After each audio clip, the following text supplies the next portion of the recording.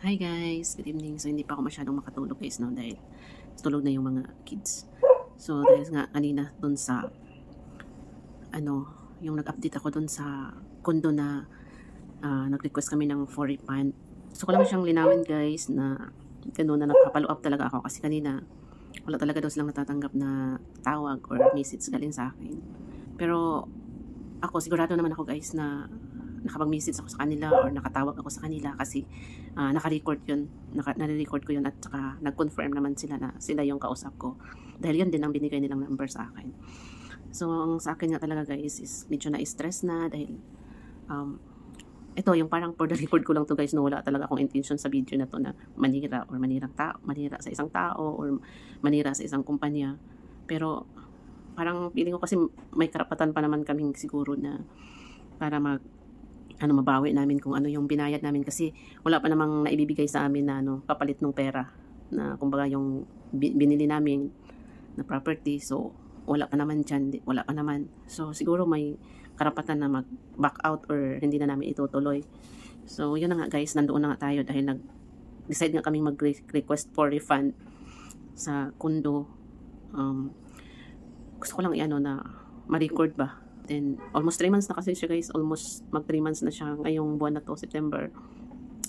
May mga follow up. 2 weeks pa lang after nung kasi June 10, nag-email si Mr. sa kasi kailangan daw magpasa ng request for refund. And then, after almost 1 month, parang wala kaming na-receive, wala kaming na response. So, pinuntahan ko na personal dun sa opisina nila. Dinala ko pa rin yung, pinasa ko na rin yung binigay ko. Yun, nagpasa na ako. Tapos, ang advice sa akin is, yun nga, pwede akong mag-follow up sa text or sa tawag. So, may binigay silang number. And then yun, after 2 weeks siguro, or 1 week ba yun? More than 1 week. Nag-follow up na ako ng text. And then, nagtawag ako. Tapos, yun na yung, ang ginamit ko na number nun guys, is yung binigay ko talaga sa kanila. So, after 1 week na naman, na naman ako, follow up. So, wala talaga silang reply. Then, tawag.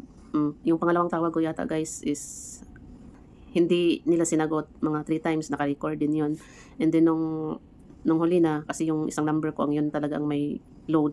So, yun na yung ginamit ko, tawag. Sinagot naman yung tawag ko, guys. Tapos, yun, nakausap ko. Tapos, sinabihan ako na message ko na lang yung kung ano yung concerns ko, yung details ng concern ko. So, message naman ako, so walang reply. And then, after parang ilan ako dun. Tapos may nag-reply nung nagtawag ako ulit, parang nag-message sa akin. Tinanong ako kung ano po daw yung concern ko. So nag-reply ako. Wala, hindi na naman ako ni-replyan. So naka-record lahat yun guys, yung ko. Kasi syempre pag in case na may maipapakita ka. At least may maipapakita ka talaga guys na hindi ka nagkulang sa follow-up. So wala kang nare-receive na so may karapatan kang magreklamo talaga pag gusto mo. So, yun guys, ngayon, kasi kahapon nag-email ako sa kanila, and then, naka-busy, na-receive ko nga yung email ko, naka-BCC ba yan?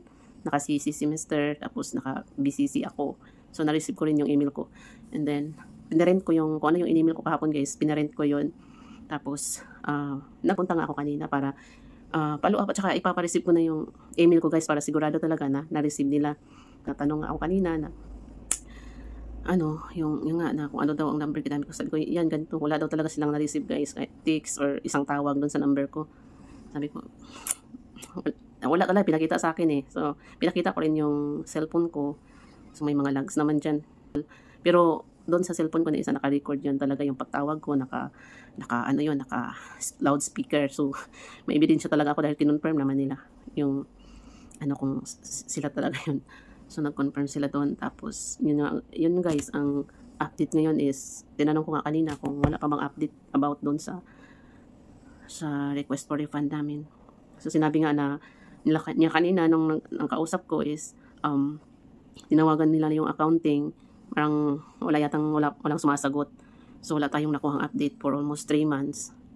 So, yan lang yung aking purpose dito guys, i-post ko para may ako kasi, at least, na may record ako ba na kanina ako nagpunta ng pizza ngayon. So, hindi nawawala dito sa Facebook. Kahit mawala yung cellphone mo, dito sa Facebook, hindi nawawala yung mo. So, yun na nga guys. Next week, kasi 7 days yung sinabi ko doon na pag hindi sila nagbigay ng para malaman namin kung ano ba talaga ang mangyayari. So, mag-ano na kami, yung ipapile ko na guys yung complaint dun sa DHECUD, Department of Human Settlement, Urban and Development yata. yun yung pwedeng puntahan kung may mga ganong complaint. So, napaka-hassle guys kasi yun, yung oras mo, tapos isipin mo, yun nga yun, sinasabi ni Mr. na iisip ko rin na sarili niyang pera, nahihirapan siyang ngayong kunin. So, ganun yung gagastos ka pa, tapos maglalaan ka ng oras, pero kailangan pa rin kasi hindi naman, yung kung 1,000 lang siguro yan guys, hindi mo na yan paglalaanan para pwede mo na lang kalimut-limutan. Pero yan talagang hindi siya pwedeng kalimutan. Stress kasi kakaisip kasi hindi lang yun basta-basta kinikita yung pera. Buti sila kasi ang yaman-yaman nila eh. Dami nilang pera, malaking kumpanya sila. So walang stress sa kanila yung mga ganong parang barya nga lang yan sa kanila eh. So yun ngayon talagang yung syempre 'di ba pinaghirapan ng tao din yung pera na yan. So hindi naman yan na sobrang napakasakit lang talaga. So yun ang ma-share ko. Ako'y matutulog na guys. At least nailabas ko rin yung stress ko kasi talagang hindi mawawala sa isip mo na parang oh my God, talagang ganun pala talaga yun. Pero malaking lessons po yan guys. Yung itong na to. Malaking lessons sa amin. Decision dahil gusto maka-invest. So, ganun talaga. Ganun talaga ang buhay. May maraming mga pagsubok. Laki na pala. Ayan lang guys ang aking may share para makatulog na rin. Bye-bye. Thank you for watching.